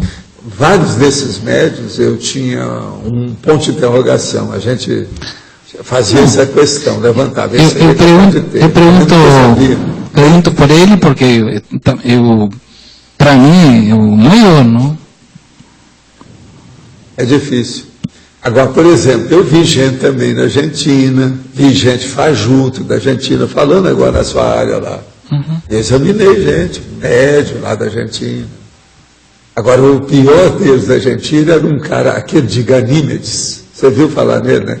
E todo mundo da Terra mais evoluído tinha vindo de Ganímedes. Ele escreveu um livro. Esse era um dos piores que tinha na época. Tudo da Argentina. Eu vi isso tudo. Tem um livro, sim. Sim. Tem, o livro tem lá embaixo. Eu tenho esses livros todos aí. Valdo, letra B de bola. Você sabe, por acaso, se esse Benito era um cara que atendia lá no Horto, no Rio? No Horto, no Jardim Botânico, no Horto, lá em cima? Não. Benito não tem nada disso, não. Benito não atendia ninguém pessoalmente. Ele não chegava a atender pessoalmente. Tá. Ele era advogado do direito tributário, mas era mais do direito imobiliário. E tinha uma firma. Tinha a firma dele. Mas esse cara que você ajudou a retomar para fazer a cirurgia e tal, você se lembra o nome desse cara? Não? Mas esse eu não falo não, porque eu não sei, porque a última vez que eu fiquei sabendo ainda estava vivo, eu não entro na história dele por causa da família. Você sabe quem era um cara que... São dezenas desses médicos que eu vi, inclusive mulher, até no Brasil. Aí eu não entro no assunto. Tinha um cara no Horto, lá no alto, no Horto. Lá no Jardim Botânico, no Rio? No Horto, quem tinha é esse cara que era do Horto, que era lá perto do Jardim Botânico. Isso. Pois é esse nosso amigo que eu atendi lá no Rio, que depois deu problema na imprensa, que ele foi lá para poder dar um jeito de eu colocar ele melhor em matéria de energia, para ele dar aula. Vocês sabem o nome dele. Esse aí é outro cara, não tem nada que ver. E outra coisa, esse aí, eu lavei a mão com ele, porque não tinha jeito, ele não queria mudar. Ele chegou lá porque queria fazer e ser igual Sai Baba. Esse é que ele queria. E outra coisa, apareceu uma concierge para ele e falou para procurar um homem de barba. Falou onde é que ele ia me achar. Eu era o homem de barba dele. Agora, a hora que ele chega lá, isso há alguns tempos depois, foi alguns aninhos depois, ele chegou e falou assim, olha, eu já ajudei você, quando teve aquele problema assim, um negócio assim, eles vieram e me pediram na TENEPS. Os amparadores entraram e consertaram o seu caso assim. Então foi você, porque eles falaram que tinha um homem que estava ajudando através dos benfeitores. E nós tiramos ele do sufoco. Isso anos antes. Mas depois o negócio deu tudo para trás. Agora, eu vi que não tinha jeito, porque ele ficou de arranjar os filmes do material que nós tínhamos lá, e ele acabou, prometeu para todo mundo, e não... Você lembra dessa história? Agora, esse aí, depois teve um negócio com problema de mulher, problema de dinheiro, os processos dele atender os outros, ele começou a atender até na Zona Norte, mas eu vi que ele não tinha jeito. Eu, a Marina, a própria Marta, andou trabalhando com ele para ver se ajudava. Depois esse aí não tem saída. Era um que atendia no início da década de 90. Tinha 40 anos naquela ocasião. Agora era um garotão em matéria das coisas, em matéria de efeito físico. Agora o homem tinha efeito físico, sim. Agora, o melhor da história. Ele, quando ficava muito ruim, ele ia atrás de mim para eu melhorar. Às vezes vinha um cara da Europa, fazia um monte de pesquisa com ele. Ele chegava e perdia a voz. Ele chegava lá, eu fazia um arco-voltaico nele, ele recuperava a voz na hora. Agora, ele foi lá porque ele queria aprender a dar aula. Você lembra disso, né, Macir? Você lembra dele? Ele chama Rubens. Agora, o que é que se passa? É isso mesmo. Rubens. Agora, o que é que se passa com o Rubens? Ele não tinha, você não podia confiar nas coisas dele. A Marina chegou e mostrou para ele como é que era o processo de efeito físico. Falou assim, se nós quisermos aqui, com o aparador, você não faz nada. Você quer ver uma coisa? Como é que você não faz? Paralisou, ele não teve trânsito, não teve nada na frente dela. Ele aí começou a respeitar lá a Marina. Depois, para me respeitar, nós estávamos lá na diretoria Ele sentou com uma outra pessoa e o povo e a turma da diretoria. Eu falei com ele, olha, examina só, você tem que melhorar, passar do seu perispírito, explicando para ele, para o mental soma, o corpo mental. Você tem que ter discernimento, você tem que agora fazer uma reciclagem. Então veja, você tem medo dos seus próprios fenômenos. Examina só como isso a gente não pode ter medo. Examina só. Olha para mim e veja, não tem hipnose, não tem nada. Nós estamos tudo aqui de dia, não tem nada. Veja só, porque eu vou sair do corpo e você vai ver. Observe. Ele olhou, eu saí do corpo e fui na direção dele, assim, ó, dentro. Aí ele começou a gritar lá dentro. O povo tudo viu. A Marina viu, tá? Tinha várias pessoas lá dentro, todo mundo viu. Ele começou a gritar, assustado, porque realmente ele tinha capacidade de tudo. Clarividência, efeito físico, ectoplastia, as coisas todas. Mas você não podia confiar no meninão. Ele queria, no início, fazer uma creche com o nome dele. Depois ele arranjou uma mulher lá e começou a pensar em dinheiro, uma opção de coisa. E desviou tudo. Lá pelas tantas a gente nem atendeu ele, mas ele ficou até com medo da gente, porque nós começamos a falar as coisas muito sérias, o que era cosmoética para ele. Então assim, ó, você tem que fazer os cursos do Instituto para você melhorar. Ele não queria nada. Foi, é esse. Ele já era famoso quando ele me procurou lá. Entende? Tinha coisa do Fritz também, né? Ele atendia com o quê? Do Fritz também, né? Acho que tinha alguma coisa do Fritz, Dr. Fritz. Dr. Fritz. Ah, no Fritz, sim, mas não era o Dr. Fritz, era outra consciência que ajudava ele. Tinha gente boa até que estava fazendo força para ajudá-lo. São esses que ajudaram a gente lá.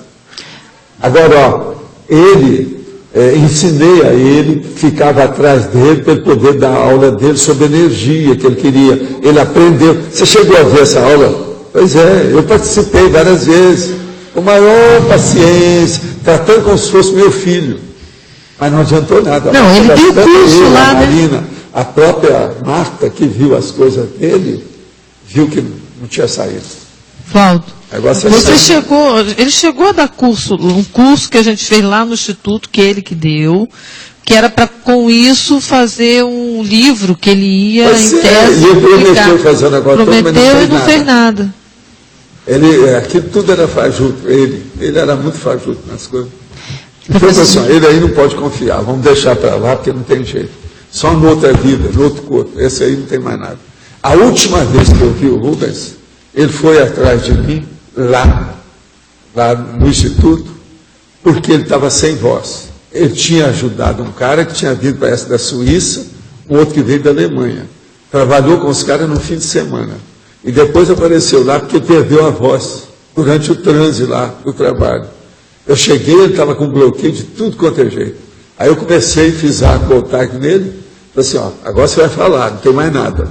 Ele começou a falar normalmente, falei assim, ainda bem e tal. Aí eu não conseguia sair dessa.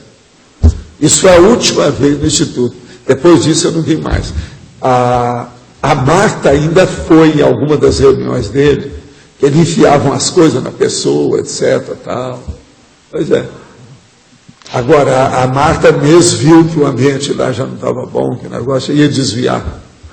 E ele já tinha muita gente, você sabe, a imprensa às vezes atrapalha muito esses médicos.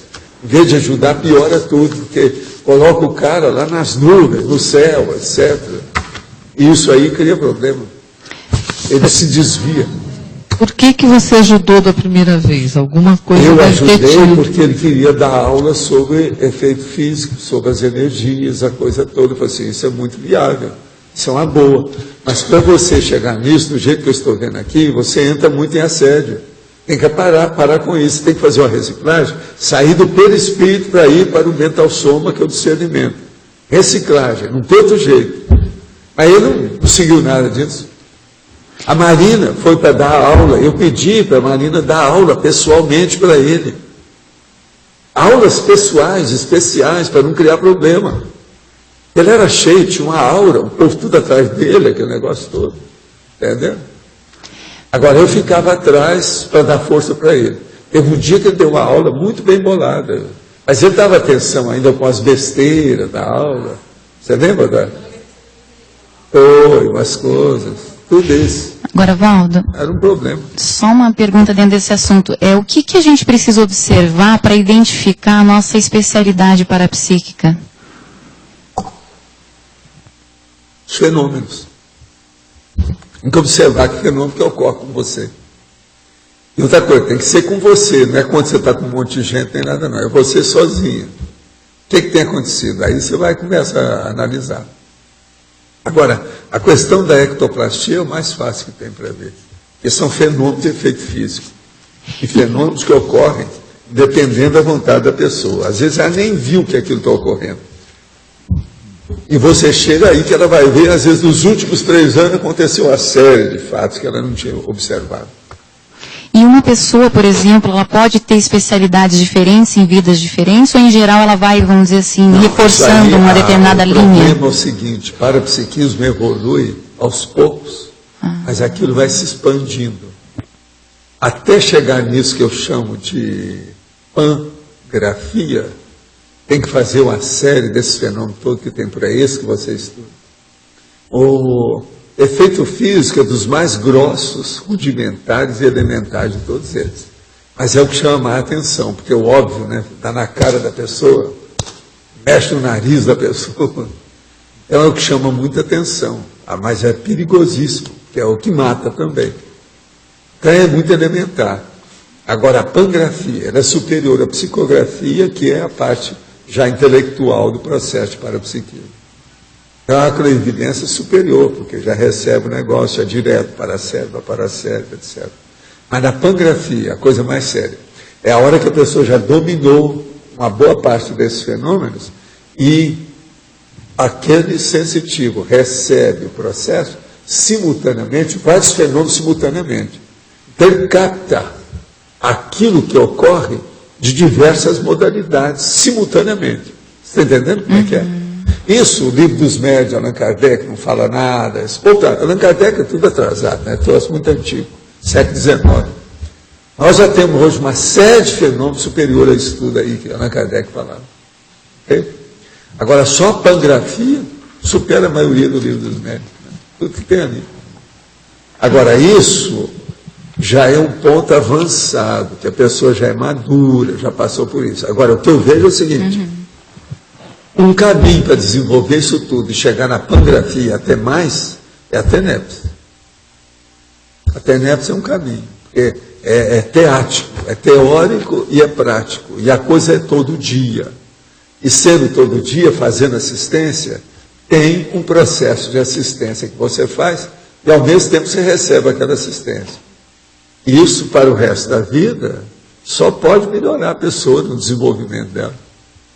A TENEPS é uma escola de desenvolvimento parapsíquico, entende? Junto com a assistência. E uma última pergunta, professor. Dentro dessa linha, por exemplo, quando a gente identifica alguns trafais dentro da área parapsíquica e deseja desenvolver, o correto é a gente seguir os fatos e fazer, vamos dizer, o desenvolvimento na medida da necessidade ou não? A gente pode implementar rotinas para... Você deve fazer, não é só visando o desenvolvimento do seu parapsiquismo. Você deve fazer visando o aumento da assistência que você faz aos outros. Na hora que você faz isso, o negócio muda. Aí você tem mais assistência. Porque você se coloca em plano secundário. A hora que você se põe em plano secundário, os amparadores te põem em plano primário, de close, no primeiro plano. Muda tudo. Olha a lógica disso. Pensa bem que você vai ver. Não é inteligência danada isso. Professor Valdo, Sim. Aqui eu não entendi, Luci. Você podia ampliar a diferença entre ectoplasmia e ectoplastia? Ectoplastia é o seguinte, é na hora que a pessoa tem os efeitos físicos sem ela perceber. Ela tem capacidade de ter o efeito físico. Todo mundo tem ectoplasmia. Mas só os sensitivos de efeito físico têm ectoplastia. São ectoplastas. Obrigada. Escuta, Luci. Pois não. A nossa amiga Silvana, você falou com ela agora à tarde? Então dá um pulo lá em casa agora, vai lá agora. Ela quer falar uma coisa com você. Ela queria até telefonar para você. Tá bom. Vai lá. Essa moça é muito boa e a sua pupila. Vai lá que ela está lá agora, tá? Professor. Sim. aqui. Duas perguntas. Uma é de baixo para cima, na fatologia, quarta linha. O fato do resultado. O fato do resultado da pesquisa ser generalizável em relação a todos os membros da classe de realidade pesquisada. Seria essa uma, e depois logo acima tem um outro fato, que é o fato de toda a pesquisa. O fato de toda pesquisa buscar ou descobrir o achado aplicável a todas as coisas do contexto sobre investigação, por meio do estudo de alguns exemplos. Isso aqui é a amostragem. Eu queria entender melhor aqui quando fala aplicável a todas as coisas do contexto. É dentro da própria área da pesquisa ou é fazendo a técnica? É dentro daquele contexto do fenômeno. Aquilo que a pessoa está mexendo. Específico que a pessoa está pesquisando. O contexto da vida dela, aquilo que ela está fazendo, a vivência dela. Uhum. E esse segundo aqui? Pois é a mesma coisa, o resultado. É o mesmo sinônimo, é o mesmo. Generalizado em relação a todos os membros da classe da realidade pesquisada. Tá. Porque eu lembro que o senhor respondeu agora há pouco o aspecto da escrita, né? Que a escrita ela tem valor quando o efeito dessa escrita impacta na gente e faz com que a própria pessoa mude em relação a isso. Mas agora a pangrafia é superior a isso. Eu uso pangrafia porque é tudo. Pan, quer dizer, rolo, é tudo. É o conjunto.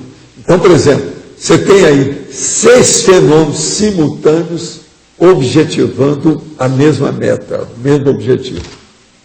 Então você tem clarividência, você tem efeito físico, você tem a descoincidência do seu corpo, você tem a descoincidência vígio, você tem, às vezes, a projeção junto, você tem uma clareaudiência do negócio, ou às vezes o psicofone, por exemplo, um monólogo psicofônico, isso tudo sobre a mesmo objetivo. Isso é uma loucura. Você fica sabendo tudo, até mais às vezes do que a consciência que está ali. Você está entendendo? Mais do que a consciência que está observando o fenômeno. Agora, como se percebe a chegada disso? Existem sinaléticas? Isso vem com o tempo. Depois de muitos anos, a pessoa se torna veterana, ela vai conseguindo pouco a pouco, passo a passo, até dominar o processo. Agora, o processo para evoluir precisa de ter assistência o tempo todo. Assistência aos outros. Para a pessoa receber assistência e desenvolver. Então, não tem. Todos os dias preparo uma poltrona com almofadas em frente ao anteparo branco e faço mobilidade física vígil. Ou tento fazer. Fico controlando todo o tempo a dor crônica, lombar e a ardência dos olhos e me obrigo a dar umas piscadinhas. Consigo permanecer em torno de 1 hora. Qual a vantagem dos olhos abertos? Com olhos fechados me daria maior conforto. Sim, e a vovozinha, né? Vai bem? O problema todo é o seguinte, não pode ter conforto nisso, a gente não está vendo conforto. Nós queremos ver a pessoa dominar o sistema nervoso, principalmente o sistema nervoso secundário. Você está entendendo? A situação é essa. Então, esse negócio de conforto é secundário no caso. Você tem que superar a situação. Agora, veja, se você consegue 1 hora, você consegue 3 horas. Aí tem que ver. Agora, a ardência dos olhos, esqueça seus olhos, pense numa coisa boa, positiva. Olha bem o que você está pensando. Possivelmente você não está conseguindo porque está sintonizada no medo de ter ardência dos olhos ou qualquer coisa. Tem gente que fica pensando naquilo que engole, fica engolindo. Tem alguma coisa toda hora.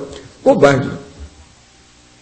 Gostaria que o senhor explicasse mais. Em fatologia, no final da 7ª linha, o fato de toda pesquisa buscar ou descobrir o achado aplicável a todas as coisas do contexto sobre investigação por meio do estudo de alguns exemplos. Nós acabamos de falar aí, que é o seu caso aqui. Ana Justina Ferreira Neri, a primeira enfermeira voluntária brasileira, considerada a primeira da enfermagem no Brasil, a pioneira da enfermagem no Brasil. Sob o ponto de vista conscienciológico, ela é um exemplo de amostragem conscienciológica.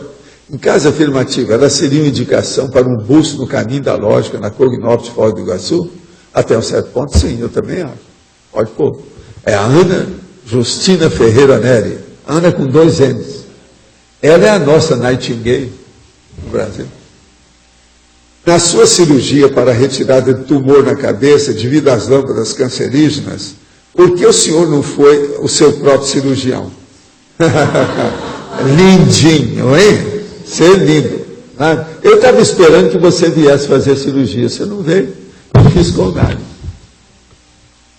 Preciso de sua orientação. Conheci a Conscienciologia em uma época que estava desenvolvendo um empreendimento empresarial, uma balada, e esse tipo de negócio alimenta muitos assediadores, o que tem me preocupado. Tenho sofrido muito para conseguir manter minha postura. Não tenho conseguido dormir, sinto dores de cabeça e na nuca. Já pensei até em abandonar o estudo para conseguir me livrar dessa tortura. O que fazer? Escuta, esse negócio de balada, se o negócio está te dando na cabeça, muda de assunto e vamos fazer outro negócio que dá muito mais certo, né? Balada, o que você quer? Vocês acham que é possível fazer uma casa de espetáculo noturna com balada e que a pessoa vai ter assistência o tempo todo? É um dos lugares que tem mais tóxico que existe, é esse. Há pouco tempo eu vi aqui uns nossos amigos que vieram aí também, que estavam com um problema desse jeito. O melhor é sair dessa. Parece que no seu caso, eu não sei se é um dos que eu toquei já no assunto.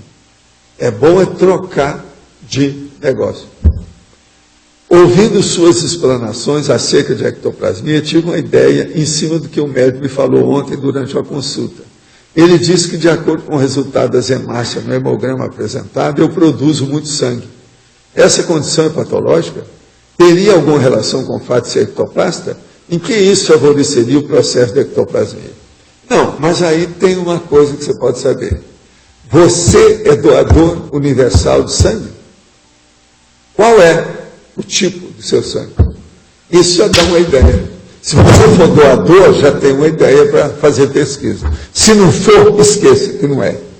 Agora, ó, sobre esse nosso amigo que falou sobre o meu câncer aqui na cabeça, eu quero te dizer uma coisa. Seria bom eu falar para ele. Eu sei que a sua ideia é boa, você está lembrando, você está fazendo pesquisa, tudo correto, eu respeito muito o seu ponto de vista.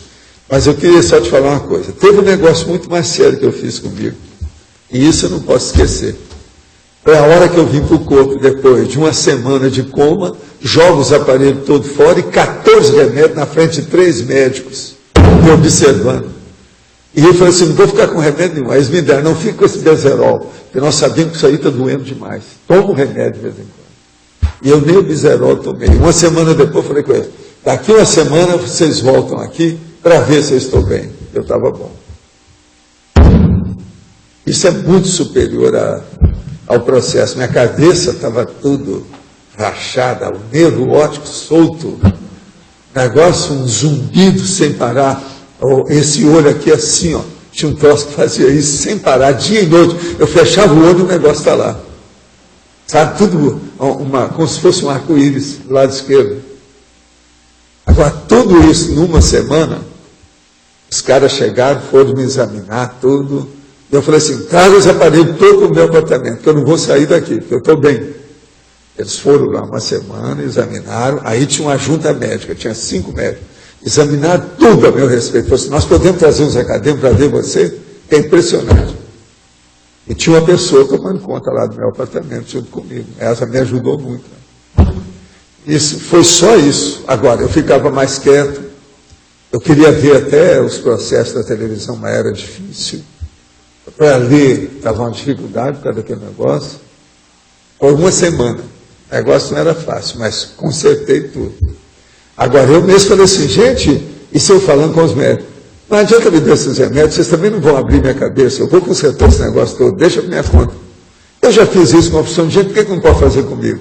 Foi o meu argumento. Aí eles falaram assim, esse homem é doido. Aí eles foram atrás, né? Vamos falar com os parentes dele, porque senão a companhia vem em cima da gente. O negócio era acidente de trabalho. Então tinha companhia, tinha que os médicos, tinha que dar o laudo, aquela coisa toda. Então eu fui falar com meu irmão falou, não, está certo, ele está no normal, ele é assim mesmo. Pode confiar nele. E outra coisa, siga o que ele está falando, porque possivelmente vai acontecer tudo do jeito que ele disse. E foi mesmo, uma semana depois foram lá, eu estava bem. Agora, é muito engraçado as caras de taxa dos médicos, vendo a situação e querendo trazer os acadêmicos para me ver. Eu falei assim, não, vocês não queriam abrir minha cabeça? Tinha 2, mas tinha um que queria fazer a cirurgia todo dia. Esse aí eu nunca esqueci. Não dava. Eu falei assim, por favor, eu não quero ver você na minha vida, na frente, nunca mais. Pelo menos vou fazer força.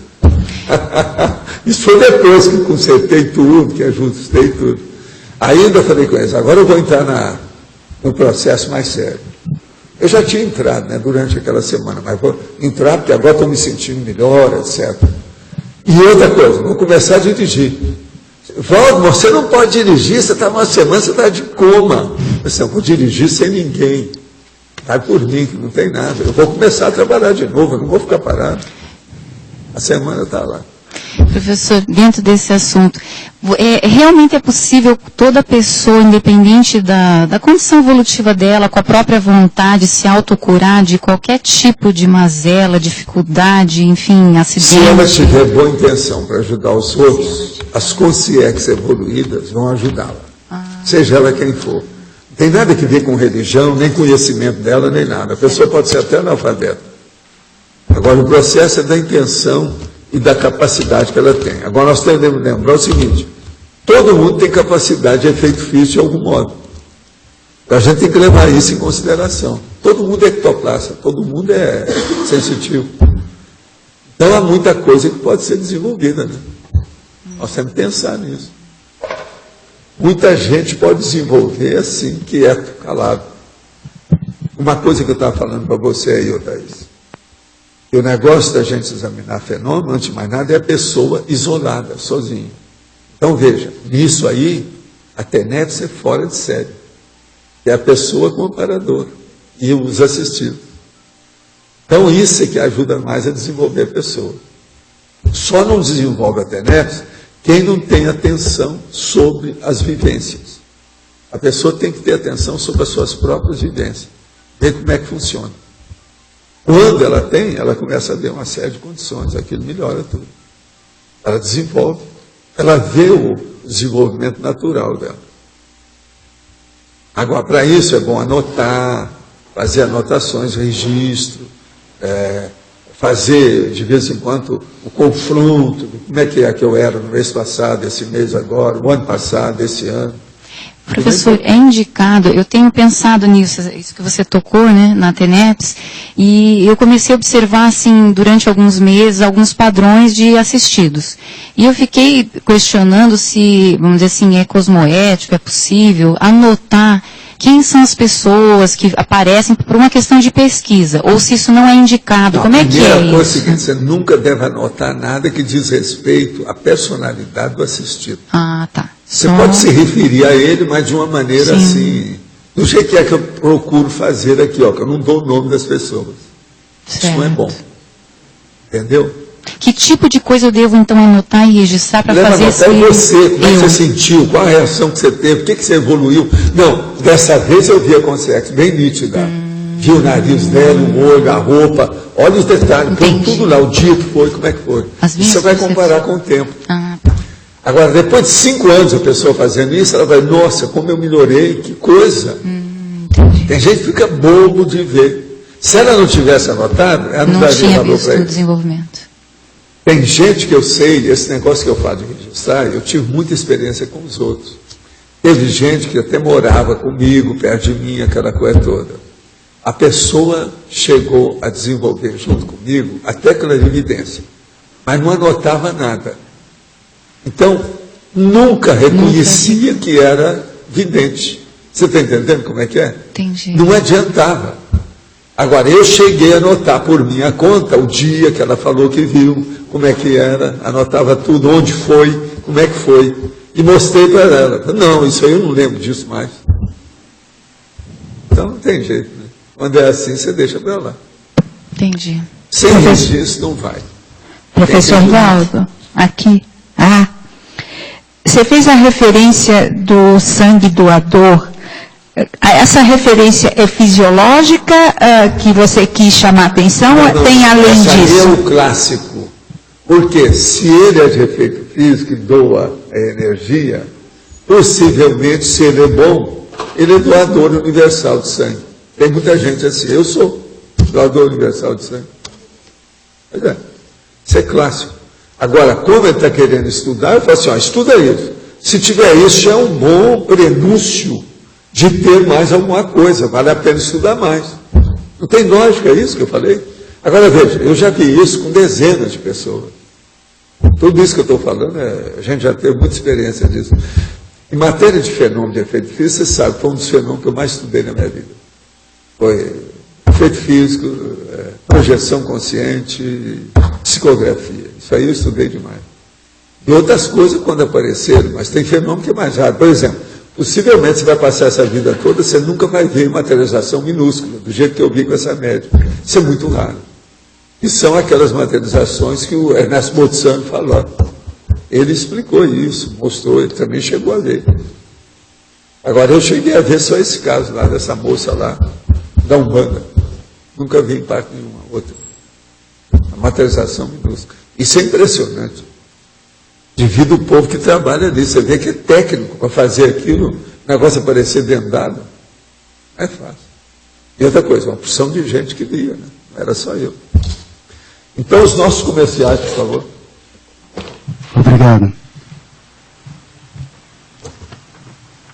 As pontuações de hoje: 55 assinaturas no livro de presença, 17 perguntas presenciais, 10 perguntas respondidas online, 34 votos presenciais, 17 votos online. Hoje teremos recados da Marta sobre o curso da Apex, a Alzira com Sim Cobaia, André Lima sobre o debate aos domingos no CEEC e a Vivian sobre o Festival de Inverno.